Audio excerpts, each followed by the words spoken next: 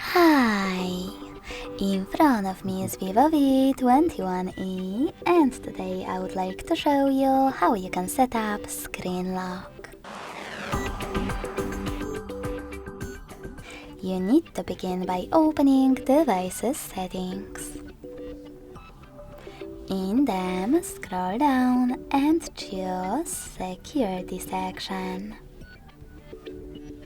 Then click on Screen Lock and pick the best login method for you, pattern PIN or complex password. I will go with pattern. Now you need to create it. Choose Next at the bottom right corner and repeat it in order to confirm it. Then tap on Confirm. Lastly, tap on the best option for notifications on your locked screen. I want to see all of mine, so I will go with Show All Notification Content and tap on Done at the bottom right corner.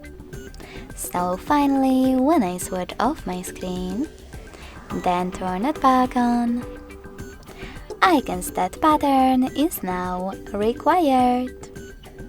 Thanks so much for watching. If you enjoyed this video, leave a like, comment and subscribe. Bye!